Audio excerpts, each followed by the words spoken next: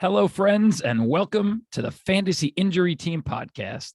We've got a fantastic show for you today as we enter week 14 of the NFL season. And for most fantasy leagues, the final week of the regular season. I'm your host, Joe D'Amico. I thank you so much for joining us today. With me is the doctor of physical therapy, Tom Christ. What is going on, Tom? It's almost over, man. I can't believe how fast the season's going.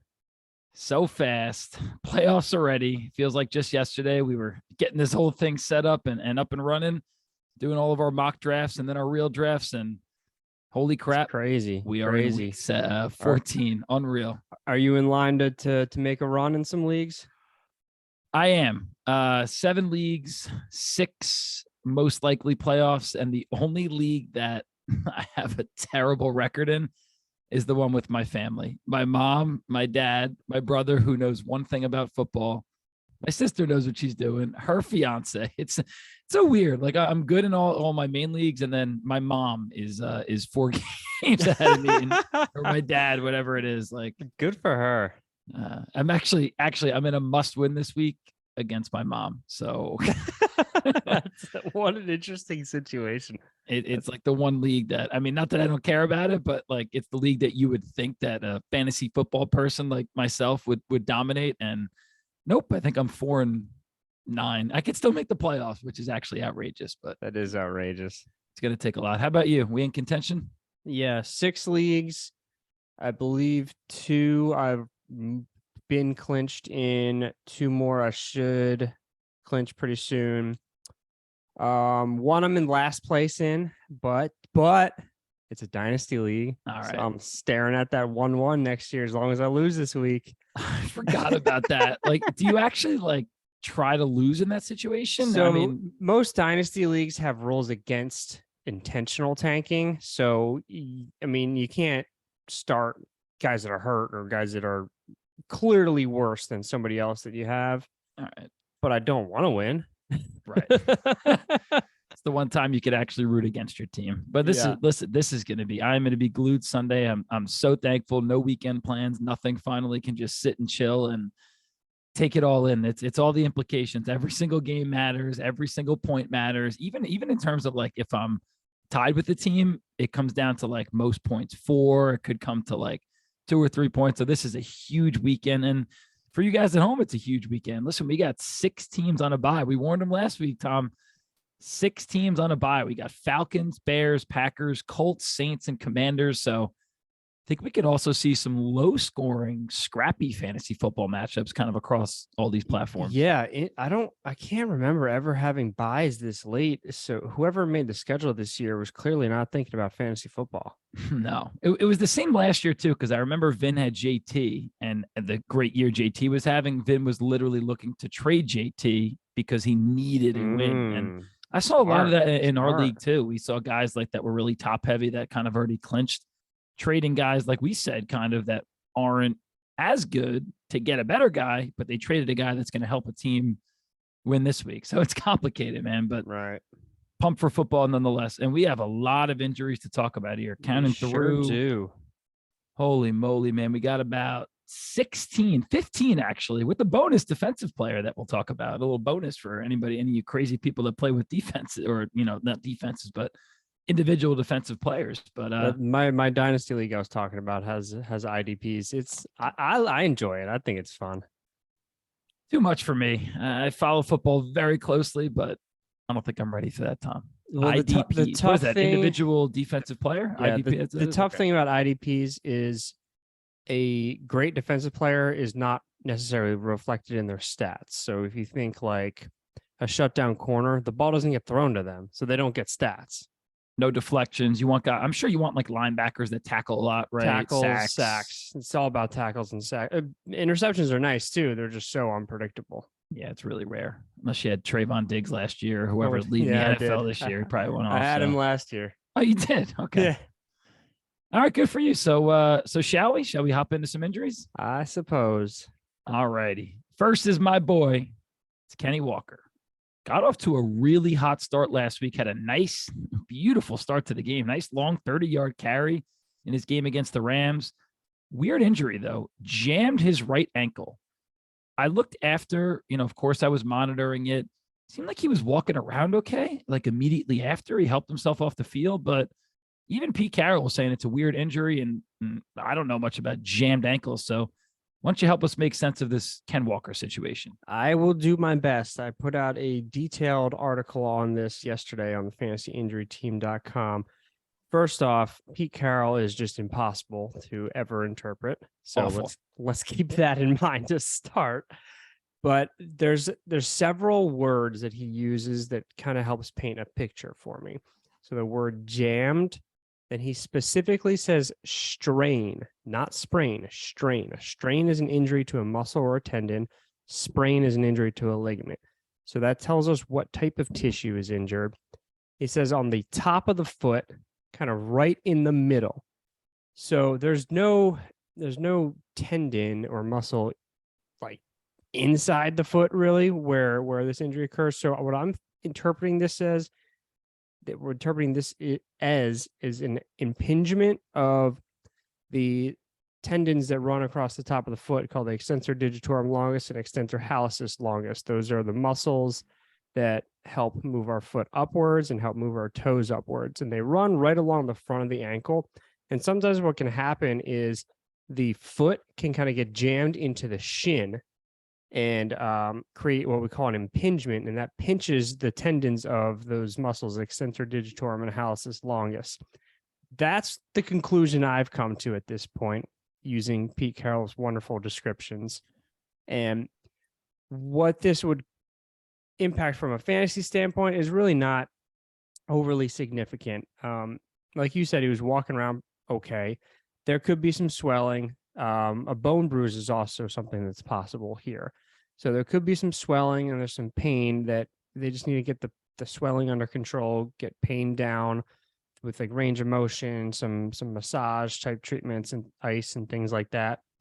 But as long as he's able to play, I wouldn't expect this to really impact his game too much. It's not like an ankle sprain where you start to lose some stability, lose your agility, ability to push off. I think they can tape this up, brace this up, and he can play just fine. Okay. And I read your article. You talked about the bone bruise possibility a little bit, but looks like something that's kind of like pain management. And you said swelling, right? So if he's able to go, we're not overly concerned with him. Big if, right? I mean, really hard situation to put you in here, but do you think he plays this week? I mean, it's only Wednesday, but what do you think, Ben? You think he's got a shot? I think so, but of course, you don't need to make that decision until we get 2 more days of practice reports. Absolutely. And he hasn't been the most efficient runner, but he's been putting up some rock solid fantasy numbers. And Seattle too, man, they're 7-5, got plenty to play for. I think if he isn't able to go, you guys should be monitoring as well. A couple guys in their backfield, DJ Dallas, who another Pete Carroll-ism here, has, quote, somewhat of an ankle issue. The guy just doesn't tell us anything. Somewhat of an ankle, sure. But it's him. It's Tony Jones Jr., who was actually on, I think he was on the Saints last year. Tough situation. I like DJ Dallas a lot more over Tony Jones Jr., mostly because Pete Carroll likes him. But again, if Dallas is out and if Kenneth Walker is out, it's probably going to be Tony Jones Jr. Still a sketchy situation there, but keep an eye on injury reports, just like you said, Tom. And your boy Tyler Lockett, I know you liked him a lot. He keeps producing. DK's a beast, and again, they have a lot to play for. So also could look at it as they might rest or be careful with Ken Walker, but look like they're going into the playoffs. So check out their injury reports as we move on throughout the week. Treylon Burks. Tom, he was my start of the week last week. I told you I wasn't scared of your Eagles. Wound up scoring a touchdown. Yeah, you got a big touchdown out of him. But he got hit so hard. I think it was Epps, maybe your safety. Yeah, I think it was Epps. Now it's a concussion. We know that 2022, nobody's coming back for the most part right away from a concussion. What do you think? Is this going to be a week absence, 2 week absence, no absence? Will he play this week against the Jags? What do you think? First things first, let me tell you the most ridiculous thing that just happened. I just got a text message invite to a bachelor party that has 32 people in this text chain. Are you kidding me? Are you going? Where is it? I haven't read it yet. I literally just got the message, and the first thing that stood out to me was 32 people are in this text group. I thought mine was big with 15. Good luck getting 32 people on a freaking flight and doing all this shit together. Sounds fun though. Sounds like a damn good time. Oh my God, I gotta take my watch off now because this thing's just gonna keep blowing up through the next hour. Oh, keep us posted throughout the show. Well, all right. What were we talking about? Treylon Burks. Okay.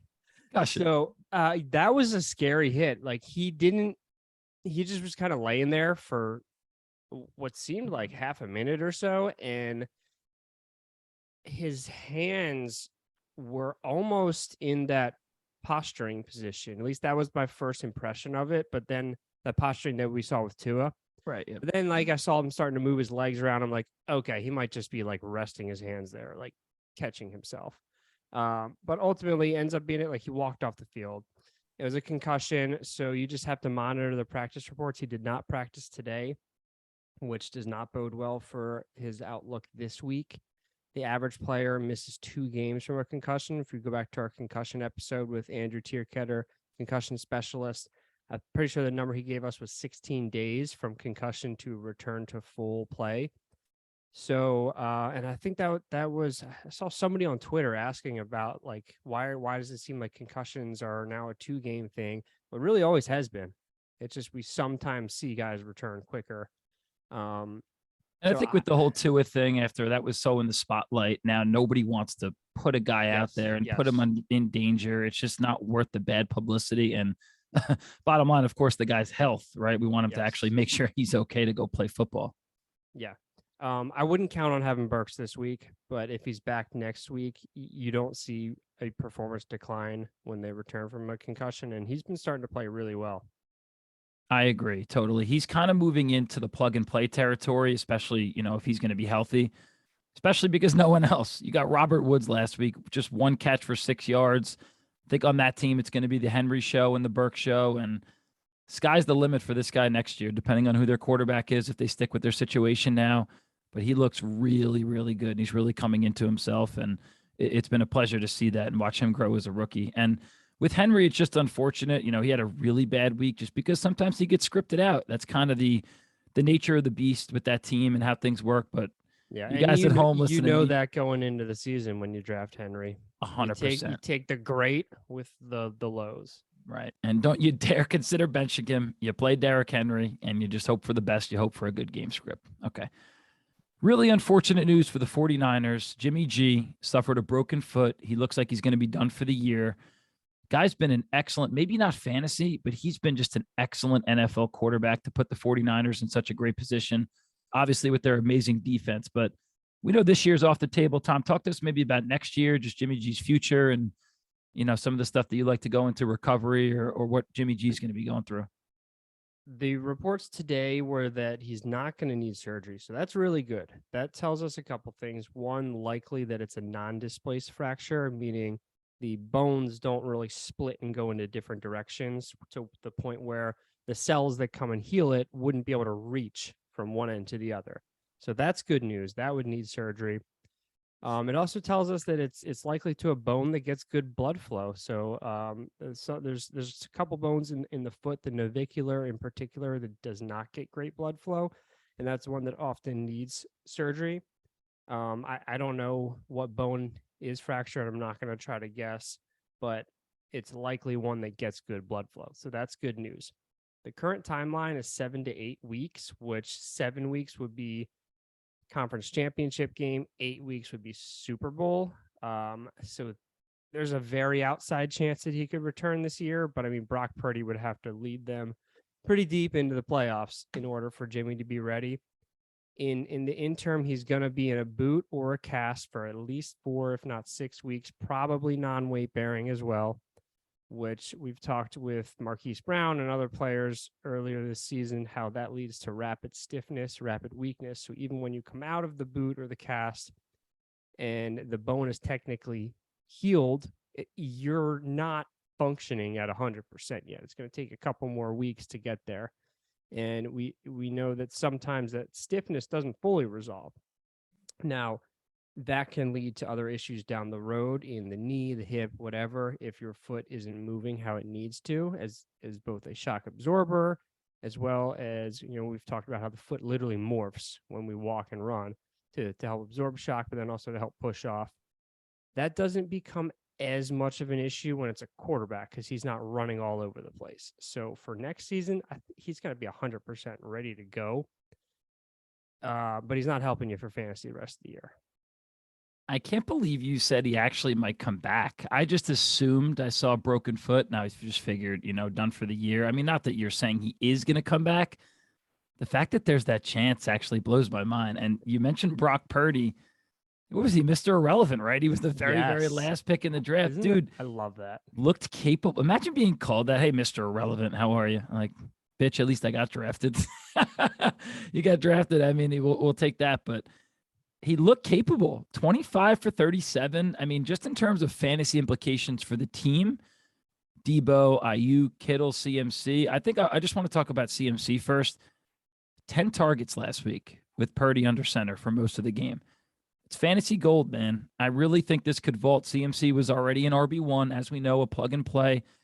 This could vault him into that high upside RB1 league winning type of guy. If he's going to be toting the rock as much as he does, plus getting 10 targets, this could really, really be great for CMC owners. And then you know what? I don't think it's that bad for Debo, Ayuk, and Kittle, just because Purdy looked okay. Debo still at 10 targets. Ayuk still at 9 targets. I think they do get a little bit of a downtick, but I don't think it's going to be as bad as people think because, again, it's only one game, but I think Purdy looked okay. And then last thing with this team, go ahead, Tom. And they're also so creative with how they get them the ball. Like it's not just passes that require perfect timing and accuracy and all that stuff. They just find ways to get the ball in their hand. It's the Shanahan effect, baby. He's awesome. And in terms of their running back, if you really want the handcuff, it's pretty clearly Jordan Mason at this point. He's really stood out as the number 2 without Elijah Mitchell being there. And Tyron Davis-Price, TDP, was active and did not play at all. So if you do want to go get yourself a handcuff for CMC, definitely going to be Jordan Mason. But you know what, Tom? I'm not that worried about them. And I actually got a question for you. Do you think they're still like legitimate Super Bowl contenders without Jimmy G, or has that ship sailed? What do you think? Of course, that's going to be the topic of discussion all week. The boring answer is we don't know yet until we see more of Purdy. But yeah, no, I do. I mean, this really brings me back to 5 years ago when what happened with my Eagles, our MVP caliber quarterback injured for the season, and the rest of the team was so freaking good and so well coached that a mediocre quarterback in Nick Foles was able to lead us to a Super Bowl win. So yeah, it can happen. I mean, Joe Flacco won a Super Bowl. Like, I think the days of needing an elite quarterback it helps for sure, but I don't think you need an elite quarterback if the rest of the team is that good. And if the offensive coach is really creative. And I think they do have all those elements. They're maybe now 10 or 11-1 odds. Really good record. Phenomenal defense. The number 1 defense in football. All these weapons. Shanahan. It could happen, Tom. We'll see. By the way, you want a good laugh? Always. Guess where this bachelor party's going? It's either somewhere outrageous or somewhere like simple, like the Poconos. I'm going to say like Columbia, though. That would be sick, but no. Good old Myrtle Beach, South Carolina. All right, that's good for 30-something people. Just hit the bars and get a huge Airbnb. Yeah. I'm coming. I'm in. Yeah, come. Yeah, sign me up. I'll just be the guy that's there. Okay. All right, moving on, Tom. 3 down. This actually might be during your spring break. When's your spring break? You know what? Well, I do have a baby daughter that I have to take care of. Good point.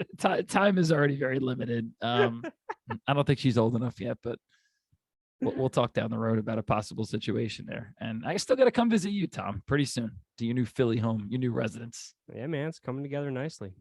Pretty soon. All right, next injury is Lamar Jackson. Really, fortunately, not season ending, according to all these reports here. But again, it's a knee injury. So what's the latest? And what do you think, man? Is he going to be able to help us out with fantasy football again this year, fantasy playoffs?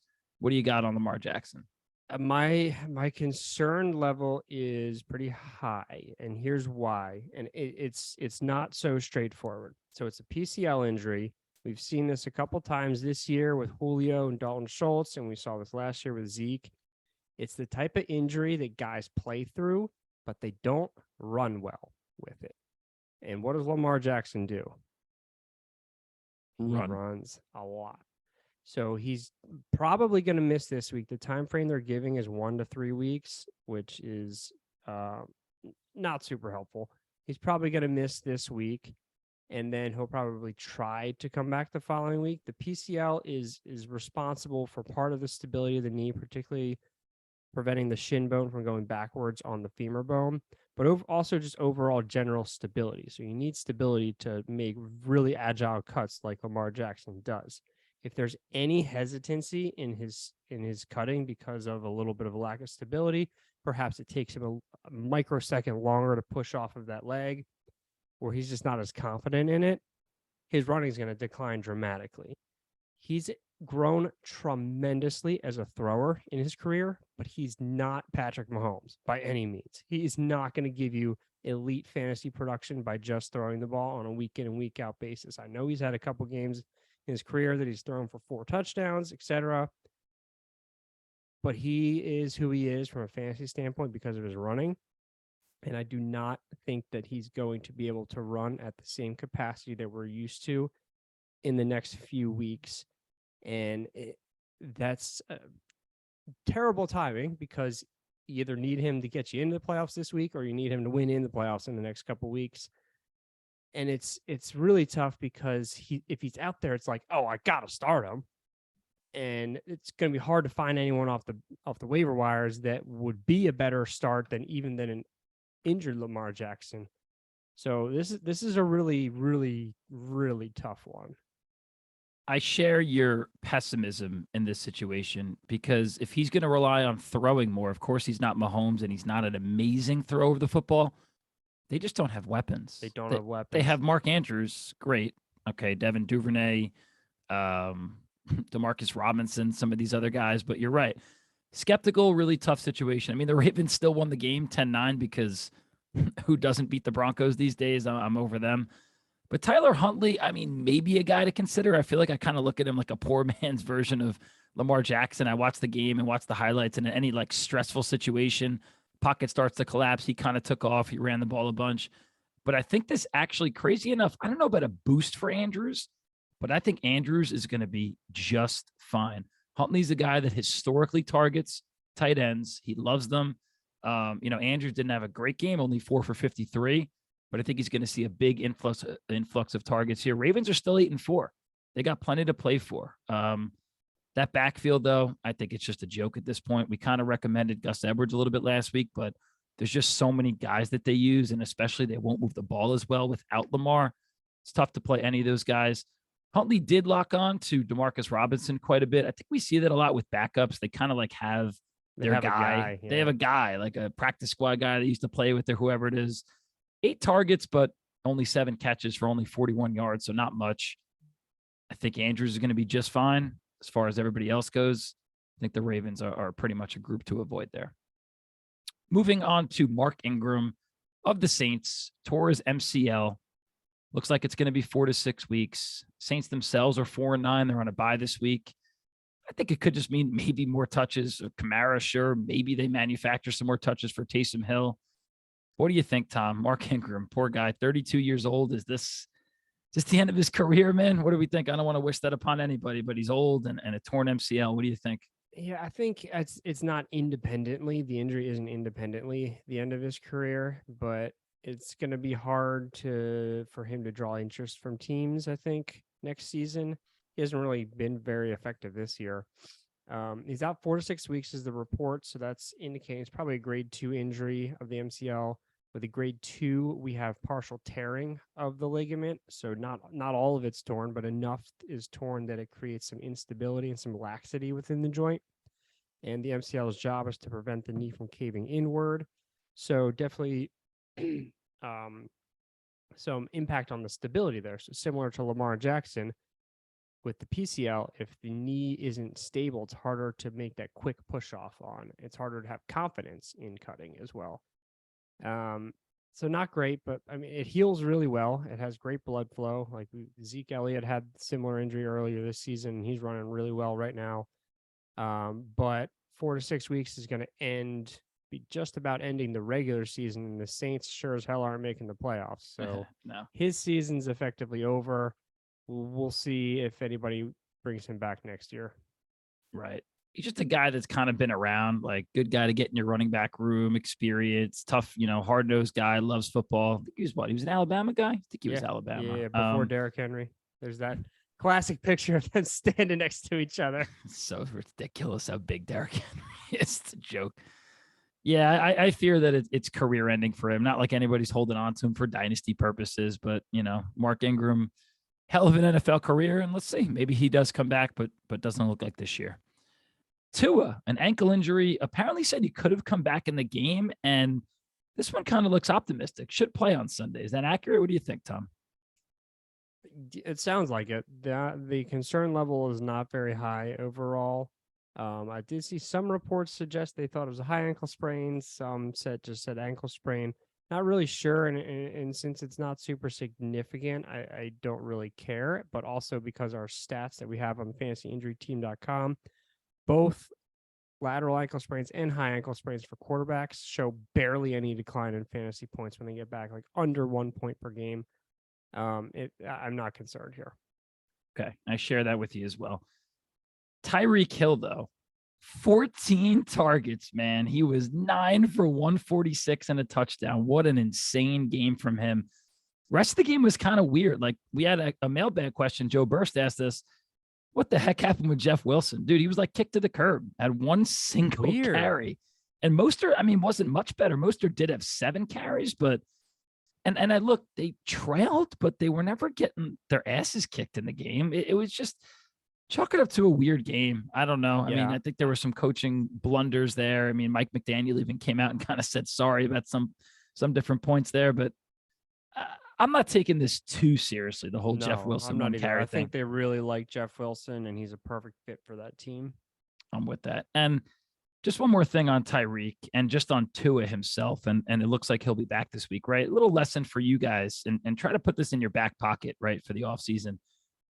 Don't listen to these terrible, fake offseason narratives, right? Do you remember what it was this year about Tua? Can't throw the ball, can't throw the long ball. He's got no deep, power. No deep ability, right? You guys out there, right? You got to be educated. You got to make decisions for yourselves. Stop falling for all these attention-grasping headlines, right? Remember, there's been so many because people just want attention in the offseason, these writers, these whoever. Jamar Chase can't catch. Remember that one? Yeah, okay. That was a good one. Had that wind up. This offseason, Jalen Hurts can't throw. Not a good throw of the ball. Yeah, okay. How's that going for everyone? On that one, better. He wasn't a great thrower before. He's gotten better. I watch every Eagles game. He's gotten better every single week of his career. How about this season? Derrick Henry's too old. Yeah, that one was terrible. Christian Watson, after the first week, drop him, can't catch. I can't say. How about catching 8 touchdowns? Enough of his college tape to say much about that one. No, he was fine in college. It was North Dakota State, whatever. It was just a matter of people like creating these narratives. But just be careful. We say some stuff like that, out there, but you just got to be careful and choose your narratives that you want to truly believe. But they look good. They look like they're playoff bound, and we're hoping to have Tua back this week. A couple injuries for Cincinnati here. The tight end position first. Hayden Hurst, a calf injury. Doubtful to play this week. Don't know how much we've talked about calves, Tom. Shout out Devin Mayer, my friend. He's got the biggest calves in the entire world. But talk to us about calves, Tom. Educate us on what the heck is going on with Hurst. Yeah, so the calf muscle helps point our foot downwards, like you're pressing the gas pedal. And it's highly involved in running and sprinting, and especially because we're in that position, that toe pointed down position the whole time that when we're sprinting. So because of that, a calf is very, very important for playing any sport, but especially football. With an injury, it's going to impact your speed, your just raw, straight go speed, as well as your agility. With Hurst, he does not look like he's on track to play this week. He missed practice today. Tight ends average missing 2.3 games and see a decline of 1.4 points per game, with only 38% meeting or exceeding their pre-injury baseline. So actually seems kind of significant then. A little more than I thought, I guess. Not tremendously so, but you got to keep in mind that while that 1.4 for a running back wouldn't be much, tight ends don't score nearly as much. So right. 1.4 from a percentage standpoint, that's a bigger chunk of their average. Sure. So yeah, it impacts them. But the thing about Hurst is like he's not a Kyle Pitts going to beat you down the field tight end. So if he's a little bit slower, he could still be effective by just using his body to get open. We saw Zach Ertz earlier this season had a calf injury, and he played pretty well after it. But if he doesn't play, if Hurst doesn't play this week, you need somebody else at tight end, and he's not a guy you can't drop to put somebody else in there. Like I've had Hayden Hurst on and off one of my rosters like 3 times this season. Nobody else picks him up when he's out there. So guy you could drop, and he's still kind of out there the next week. I mean, he's been okay, serviceable. He's tight end 14 right now in the season. It's not like you're picking up. I mean, the next guy up on their depth chart's Mitchell Wilcox. I mean, you're not going out and picking him up, but I think you're totally right on. Like, he's a guy that's just big and strong, and he kind of just sits in the middle of the field, almost like a Jason Witten type toward the end of his career. He's just going to get open. He's going to be a nice security blanket for Burrow. So, I mean, I'm hoping that the implications aren't too bad for him, but I think you're right. I think he's droppable, especially if you said, what did they miss? 2 point on average, 2.3. Right. May not be there this week. I mean, we're probably not going to be there this week, maybe not next week. And then do you play him, for your fantasy semis? It's a tough situation. So I think if you do have Hurst, this isn't the best news. And I think you should be looking elsewhere. And just fantasy implication wise, we always like to discuss that, right? That's what I'm here for. At least that's what I try to be here for. Just could be a little bit more targets for Boyd. I don't know if you saw, Tom, Boyd dropped the easiest touchdown. Oh my goodness, I know.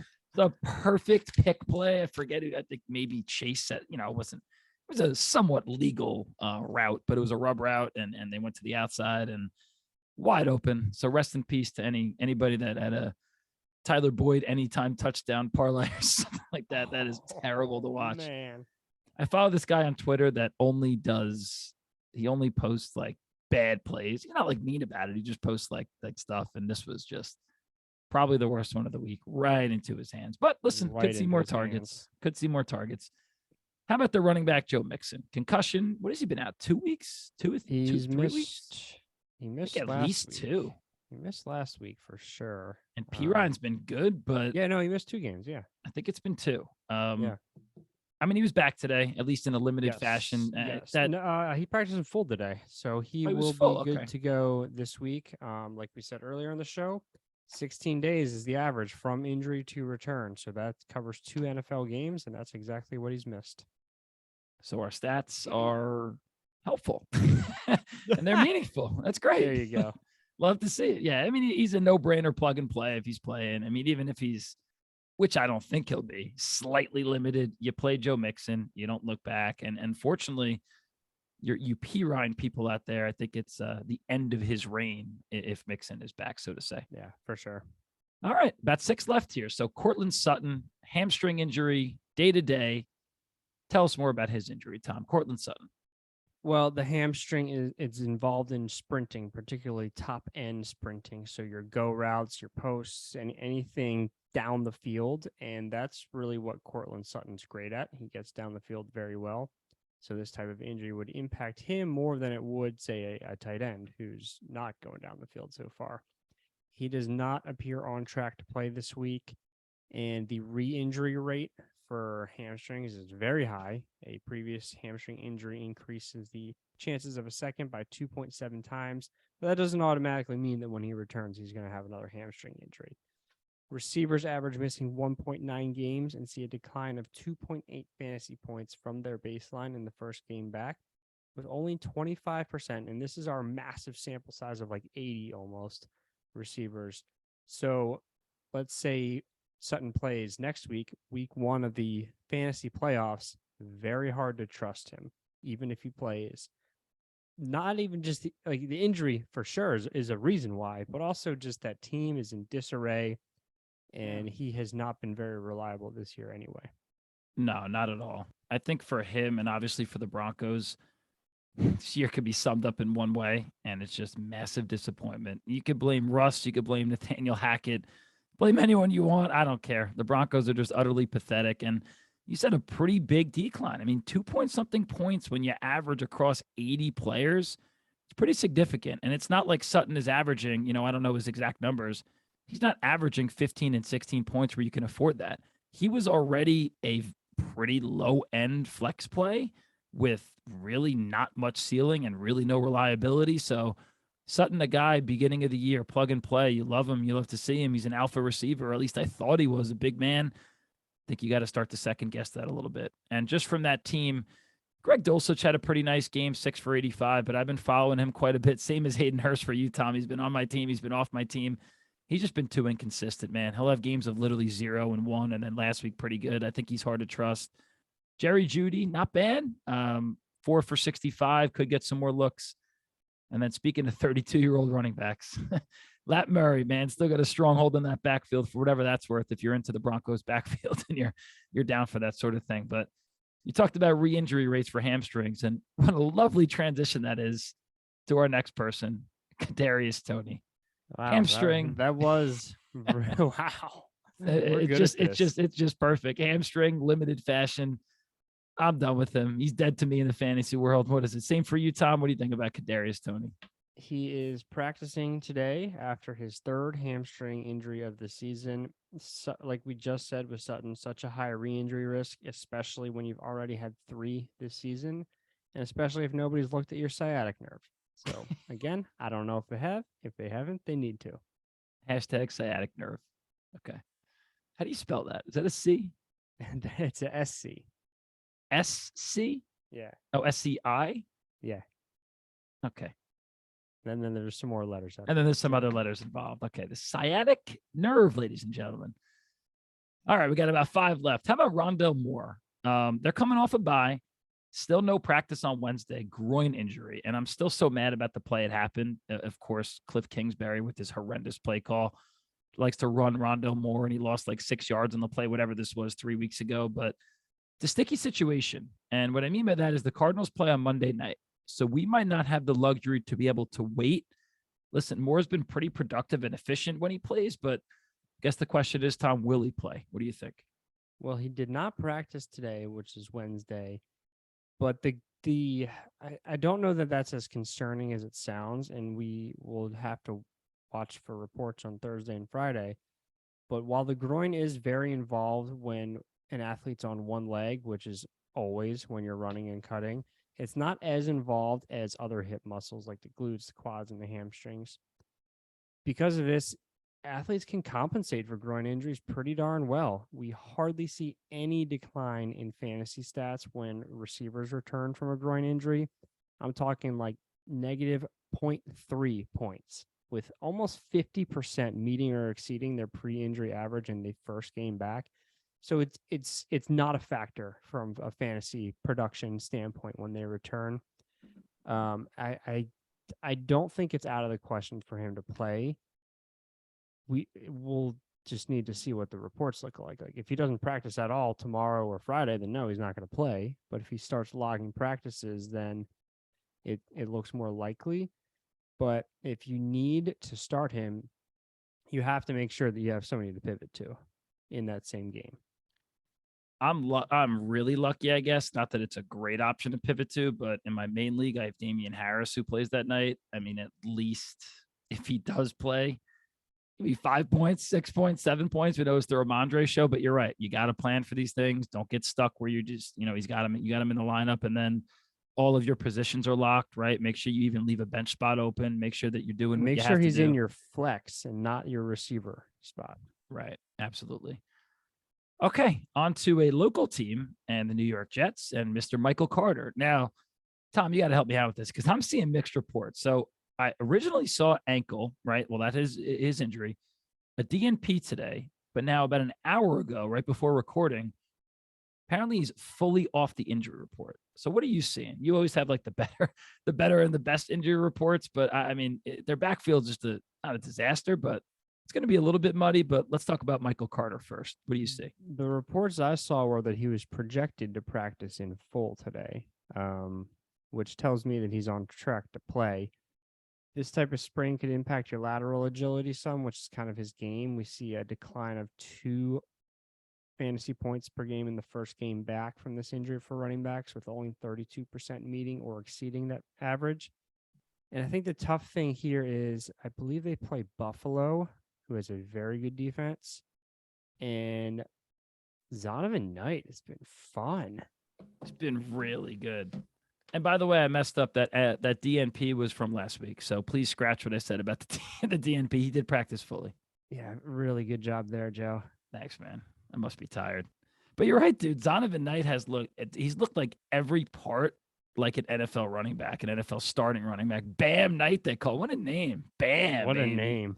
Love that. Dude, 15 for 90, had a nice long run for 48 yards, added 5 catches on 5 targets. He seems to be the guy, but found this. When they were both playing, what was it, last week? I guess it was last week.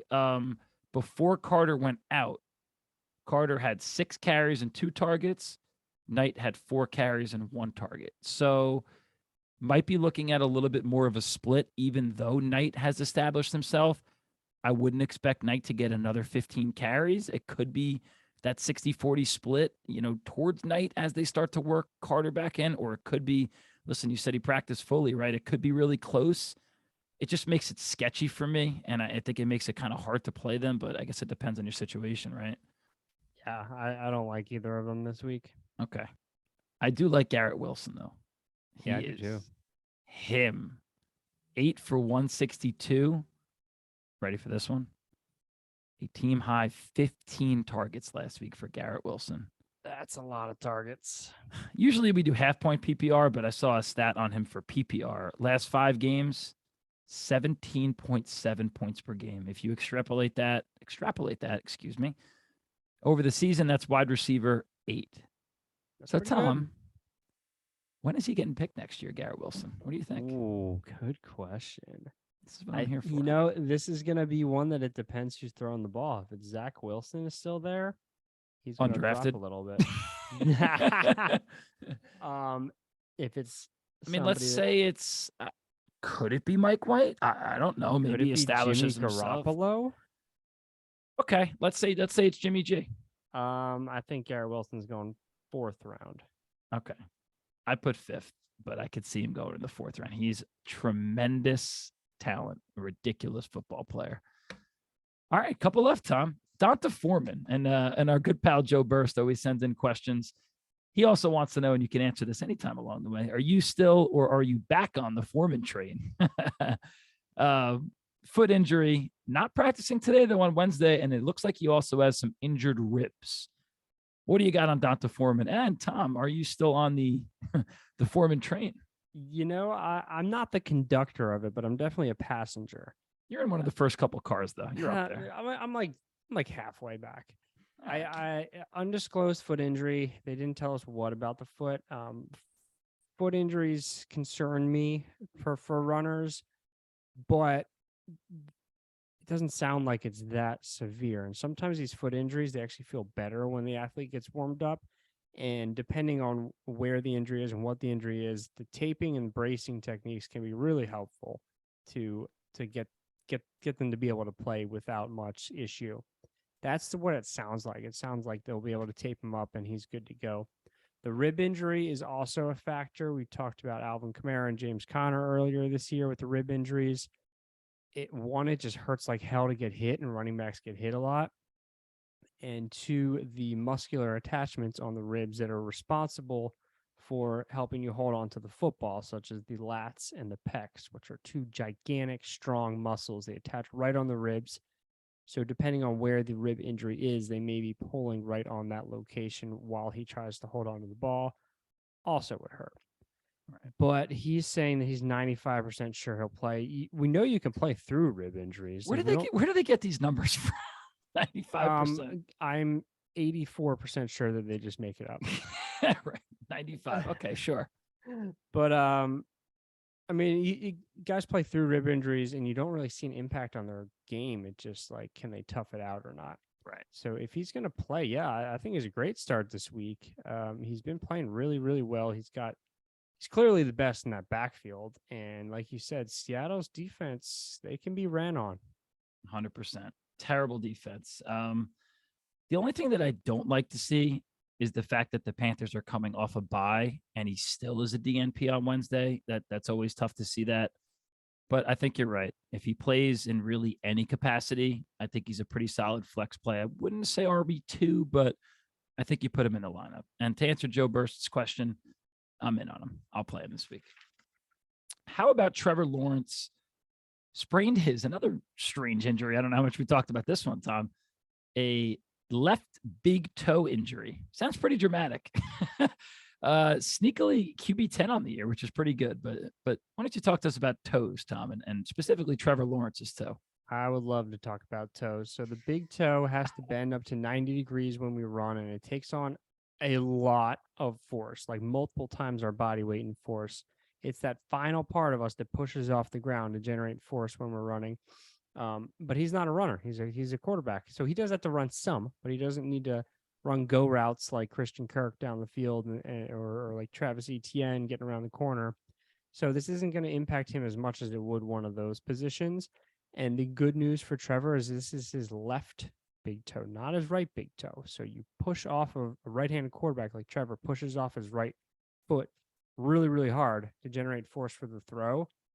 You will see a quarterback change their mechanics if their back big toe is injured. So this is good for him that it's his left toe. He still needs to follow through onto that side, but it's not going to impact him as much as it would if he was pushing off of there. So I don't think we see this impact his fantasy stats at all. He's not a huge running quarterback. He's not bad at running. He just doesn't really do it that much. So I don't think it's going to disrupt his throwing at all. Okay. Yeah, he's mobile enough where he can get around the pocket and elude pass rushers to a certain degree.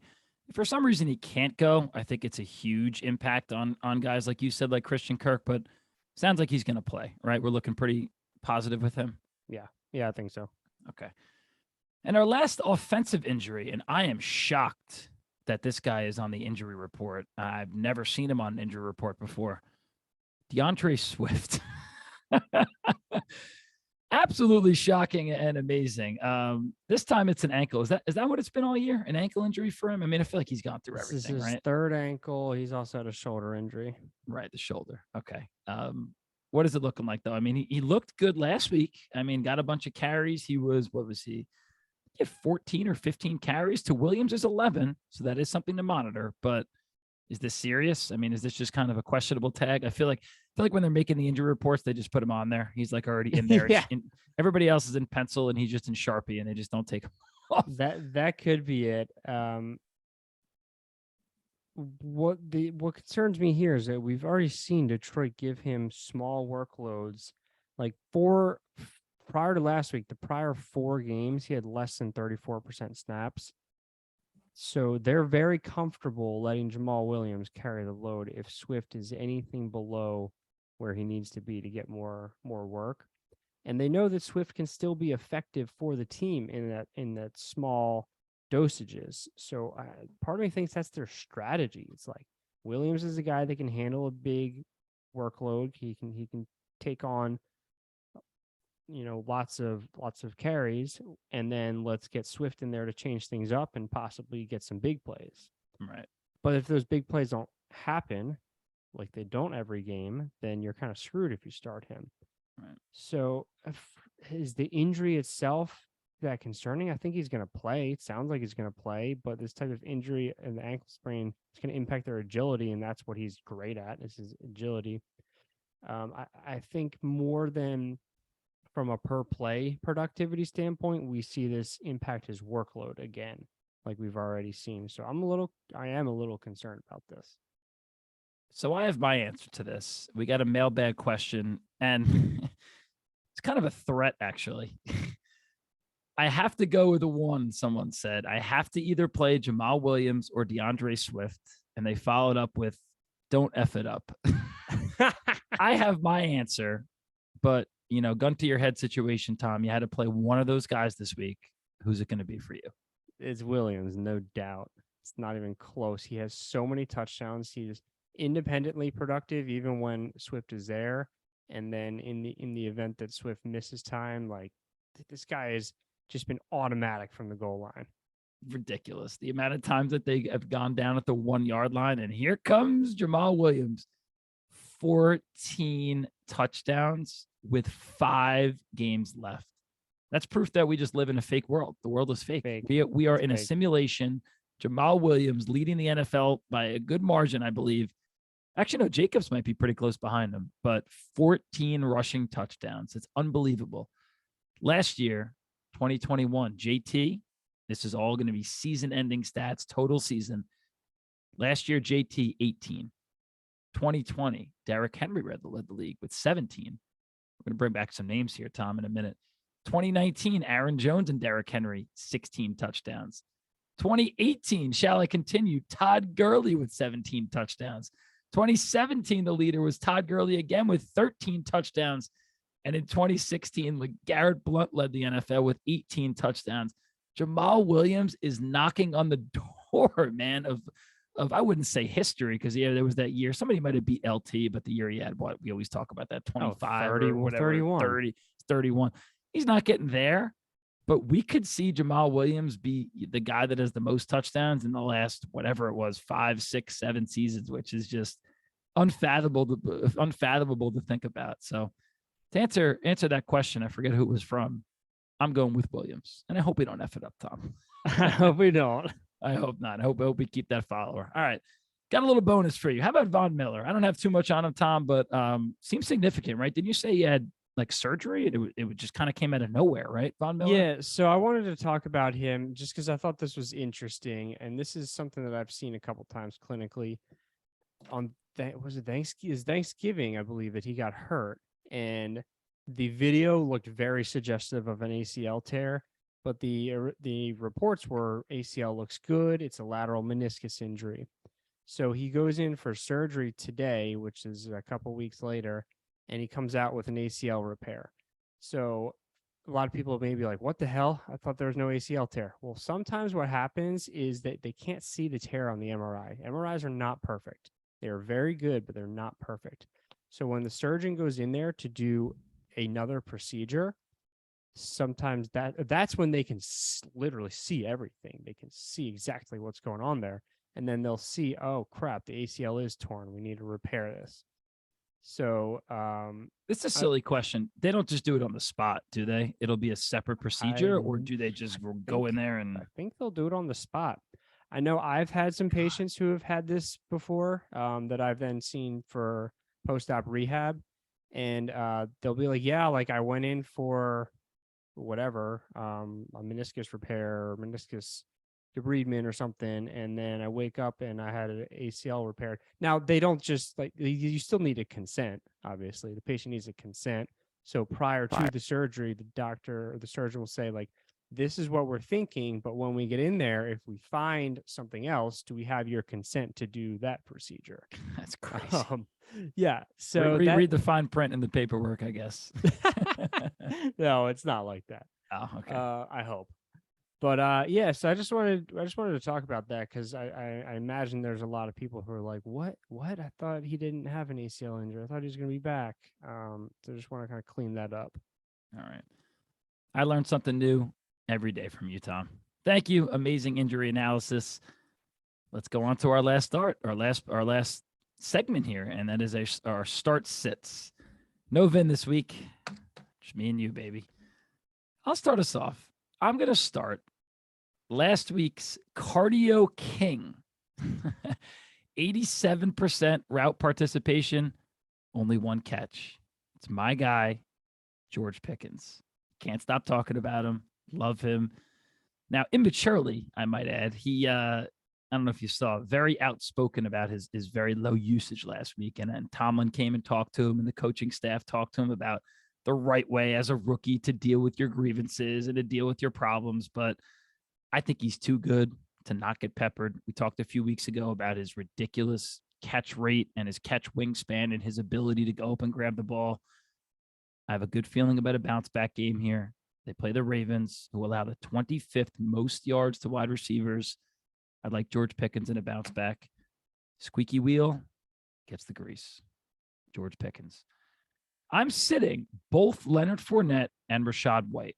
Now, I think a lot of people might not have that luxury, but I'm strongly considering it. I have them in both in separate leagues. Fournette last week, 10 carries and 6 catches. White, 9 carries, 6 catches. Now, the 6 catches sounds pretty good. To me, it looks like a very, very even split. I mean, both of those numbers last week were good enough for flex numbers. I think it comes down to a coin flip as to who actually scores. One might get you 12 or 14. Other might get you 6 or 7. I'm not willing to take that risk, especially because of this. They play this week the number 1 rushing defense in football, the 49ers. 49ers only let up 15.8 points per game. Plus, we talked about this. Niners, no Jimmy G. I think they're going to look to dominate time of possession. I feel like it's going to be an ugly game. I'm trying to avoid Fournette and Rachaad White, especially in DFS and anywhere else I could. So I'm out on the Bucs running backs, and I'm in on my guy, George Pickens. Finish strong, Tom. What do you got? I am starting James Cook. We've seen his involvement increase quite a bit over the weeks. In 2 of the last 3 games, he's had 11 or 14 carries. I recognize there's a game in between there that he did not have very many carries. But in the last 2 games, he's had 5 and 6 targets as well. So they're really starting to get him involved. I've never thought Singletary is very good. They're not really using Nyheim Hines at all, that was a weird trade. I think he's on punt return or something like that. Not relevant. Yeah, weird trade. So I don't think he's gonna be a game breaker, but I think he's been trending towards being a really productive player. And I'm going to sit Michael Carter. We talked about him earlier. I think Bam Knight is really good, and I think Michael Carter is just kind of average. Plus, coming off that injury, where we see a decline of 2 fantasy points per game on average for a player who really doesn't average a whole lot of points anyway, that number comes into play a bit more. And you just have a tough Buffalo defense. I think Buffalo is gonna take care of the Jets pretty well, pretty easily. I don't like the outlook for Michael Carter. All righty. That about does it for our show. Tom, thank you. It was a pleasure. Had a blast, like always. Remember, guys at home, we, of course, thank you so much for listening and subscribing. Don't forget, hit that bell. Get notified whenever a new show comes out. Thank you again for listening, and we are the Fantasy Injury Team. We'll see you next time.